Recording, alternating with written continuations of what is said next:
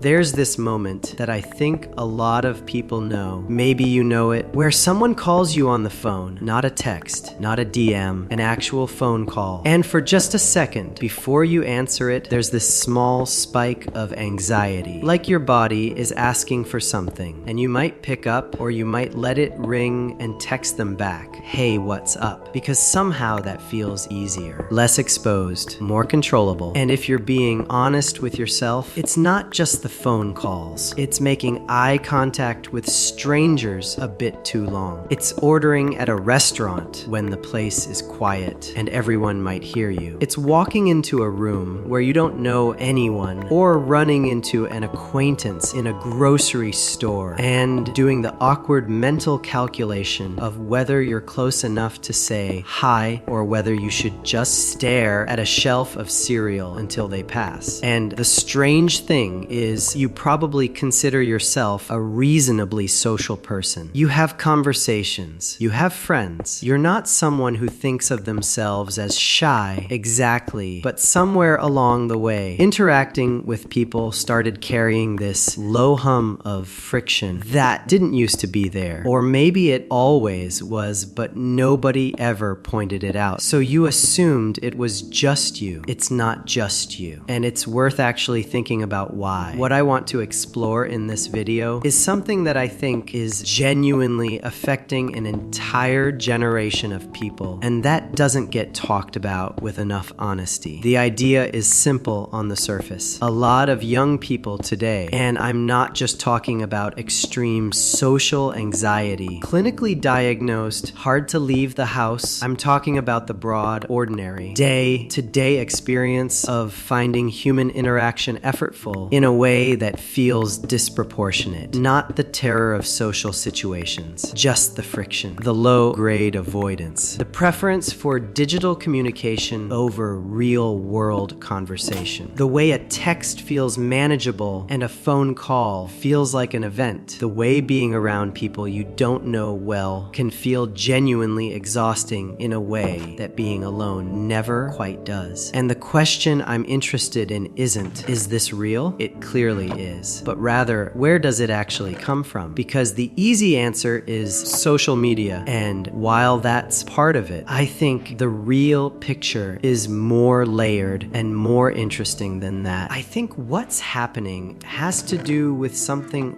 fundamental about how this generation learned to relate to the world, to other people, and to themselves. Maybe you've noticed this too, bro. The way a lot of modern interaction has migrated toward formats that gives you more control. Texting lets you think before you respond. You can draft something, delete it, rephrase it, and send it when you're ready. Social media lets you present yourself at your best. The right photo, the right caption, the version of your life that looks the way you want it to look like. Even the way people consume entertainment has shifted toward things you can pause, rewind, consume at your own pace, on your own terms. And none of that is inherently bad. Control isn't bad. But what happens when you build most of your social life inside systems that give you that control, and then you step outside of them into a real conversation where you genuinely excited, where you can't curate your expression, where the other person is responding in real time, and you have to respond in real time, where there's no delete button, where the silence between sentences is just silence and not something you can edit out suddenly that feels hard in a way it shouldn't. Real conversation has always been messy. People talk over each other. They misread tone. They say the wrong thing. They have awkward pauses. They change their mind mid-sentence. None of that is a failure. It's just what human interaction actually is. But if you've spent years in environments that filter all of that out, the messiness of real interaction can start to feel like something to be managed rather than something natural and fine. There are also the comparisons, the constant ambient awareness of how other people are presenting themselves, the social feeds full of people who seem more articulate, more confident, more interesting, more at ease in the world than you feel on an ordinary Tuesday afternoon, creates this background noise of self-consciousness that is genuinely hard to turn on off when you walk into a room full of actual people. You're not just trying to have a conversation. You're having the conversation while some part of your brain is quietly auditing how you're coming across, whether you're being interesting enough, whether you're taking up too much space or too little. Let me paint a scene that I think a lot of people will recognize. Imagine someone, let's call him Alex, who is 20, 2 years old, lives in a city, and by most measures has a functioning social life. He has close friends he talks to regularly, mostly over text or on one settings where he's comfortable. He's smart and warm, and when he's relaxed, he's genuinely easy to be around. But Alex has quietly built his life in a way that minimizes the kinds of social exposure he finds difficult. He orders food online rather than calling restaurants. He researches places before he goes to them so he knows exactly what to expect. He prepares for work meetings by scripting his contributions in his head beforehand. At parties, he gravitates toward whoever he knows the best and stays close to them for most of the night. He's not unhappy. He is actually doing fine by his own estimation. But here's the thing, and Alex would admit this if he thought about it. He has slowly shaped his life around avoiding the specific flavor of vulnerability that unscripted human interaction requires. Not because he's incapable of it, but because it's uncomfortable, and it's become easier and easier to road around that discomfort rather than through it. The city he lives in makes it possible. The apps he has make it possible. The way modern life is structured makes it almost seamless to go entire weeks without ever having to speak to a stranger. And when he does end up in a situation he can't prepare for, an unexpected conversation, a social event where he knows nobody, a moment where he has to just show up and interact without a script, there's an anxiety there that feels bigger than the situation warrants. And that gap between the size of the anxiety and the size of the actual situation is the thing I want to talk about, because that gap has been growing up for too many people. But here's the thing that I think explains this more clearly than young people are addicted to their phones or social media ruined a generation, which are both too simple to be fully true. The real reason interacting with people feels harder than it used to is that an enormous amount of modern life is specifically designed to remove the need for it. And when you remove the need for something repeatedly over long enough, you don't just lose the habit of it, you lose the tolerance for it. You lose the ease that comes from regular practice. And eventually, the thing you used to do without thinking starts to feel like something you have to gear up for. Think about how many interactions that would have required genuine, real-world presence 20 years ago have been replaced by frictionless digital alternatives. Banking, shopping, entertainment, navigation, ordering food, making appointments, even socializing, all of it now available through a screen on your terms without another human being in the loop. That's genuinely convenient. It's made a lot of things easier. But convenience has a shadow side that doesn't announce itself. Every time the friction of real interaction is removed and replaced with something smoother and more controllable, you're not just making that task easier,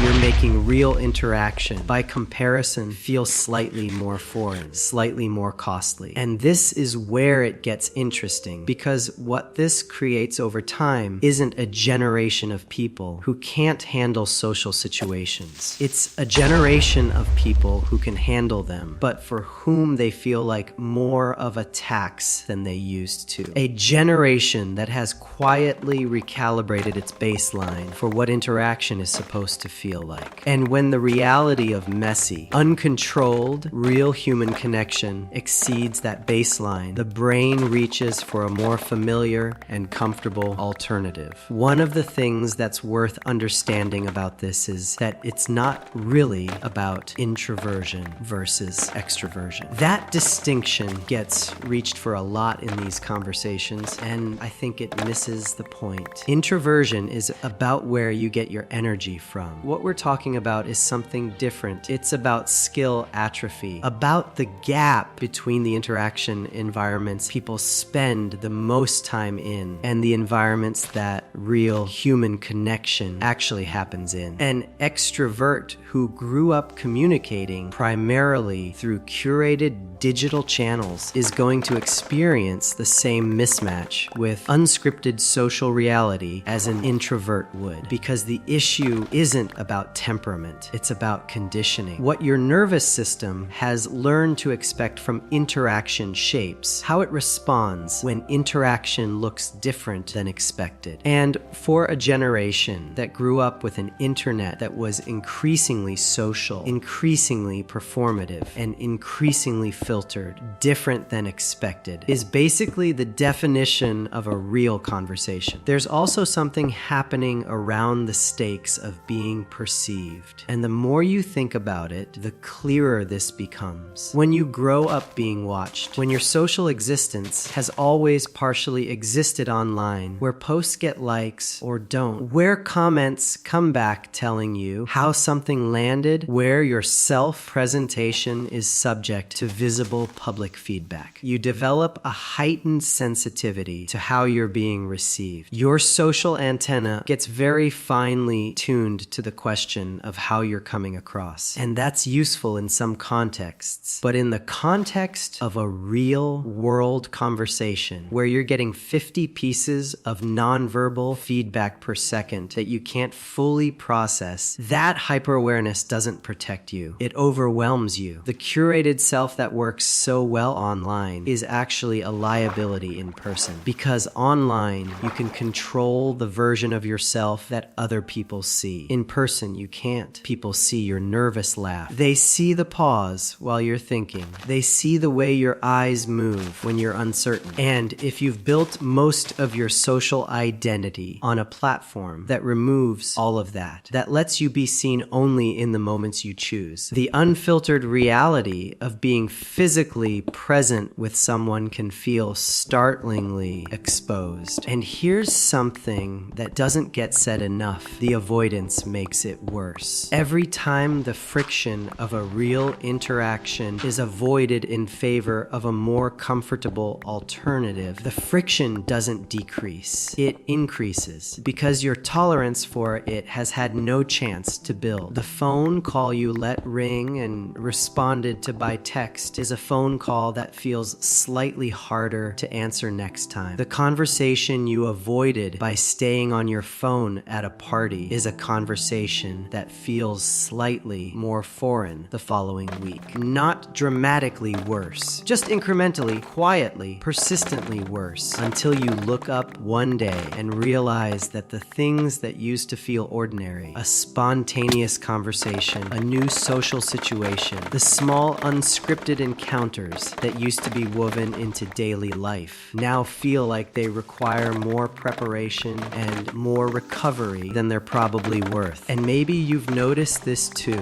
The way the world around you seems to accommodate that avoidance now more than it ever used to. Self-checkouts, delivery apps, noise, canceling headphones worn in public as a subtle signal that you're not available for interaction. The quiet social agreement in a lot of cities that people in their 20s have moved toward, where strangers don't talk to each other, where eye contact on public transit is almost a fox pass, where the implicit contract of shared public space is that everyone maintains the fiction of being alone even when surrounded by people. It's not that any individual choice is wrong. It's that all of these choices made together across millions of people are slowly reshaping what public life feels like and what social skills people actually develop. Stepping back far enough from this, and what you're looking at is a really interesting collision between human nature and the specific shape of the world we've built. Human beings are social creatures in the deepest possible sense. The capacity for language, for reading emotion in faces, for navigating the complexity of group dynamics. These things didn't develop by accident. They're core to what we are. For almost all of human history, survival was social. Being embedded in a community, being able to form alliances, being able to read the people around you accurately. These were not optional features. features. They were the thing. But we've built a world that, for the first time in history, makes it genuinely possible to live a kind of parallel social existence, connected to hundreds or thousands of people online, never truly alone in the traditional sense, and yet increasingly unexercised in the specific skills that real human presence demands. And the strange irony of this is that the generation that is most connected in terms of raw social quantity, more followers, more contacts, more ambient awareness of other people's lives than any generation before, is also, by many measures, the most anxious about real world human connection. That's not a coincidence. The connections we've optimized for are the easy kind, the kind that don't require you to be fully present, fully unscripted, fully exposed. And the connections we've optimized away from, the stranger on the street, the unexpected conversation, the moment of unplanned social contact, are exactly the kind that build the tolerance and the ease and the groundedness in the world that makes social life feel like home rather than performance. There's a philosopher named Albert Borgman who wrote about what he called device paradigms, the way modern conveniences don't just replace activities, but also displace the engagement and skill and presence that those activities required. And his point wasn't that the conveniences are bad, it's that they have costs that are invisible because they're costs of absence. What you lose isn't something that hurts in an obvious way. It's something that quietly disappears, but you only notice it when you try to find it, and it's not there anymore. I'm not going to end this by telling you to put your phone down or to go talk to strangers or to embrace discomfort as some kind of discipline. That's not really the point I'm interested in making. What I'm more interested in is just the noticing. The awareness that the mild friction you feel before a phone call, the low-grade exhaustion after a social event, the subtle preference for a text over a conversation. These aren't just personality quirks. They're patterns. Patterns that have a history that developed in a specific environment that make complete sense given the world we've all grown up inside. And there's something almost relieving about understanding that. Because if it's a pattern shaped by environment, it can be shaped differently by a different kind of engagement with that environment. Not through force. Not through hating yourself into being more social. Just through, and this is maybe the least exciting possible advice, just through doing it a bit more. Being in unscripted social situations a bit more. Answering the phone sometimes. Starting conversations that didn't need to happen. Letting the awkward pause just be awkward. And discovering that nothing bad happens. The ease comes back. Not all at once, and not linearly. But it comes back because the capacity was never gone. It was just quiet, waiting for reasons to practice. And in the meantime, it's worth being a little kind to yourself about it. You grew up in a world that was redesigning itself faster than anyone could fully adjust to. You did what made sense in the context you were handed. Most people did. That doesn't mean you can't choose something slightly different from here. It just means it starts as a choice right before it becomes easy again.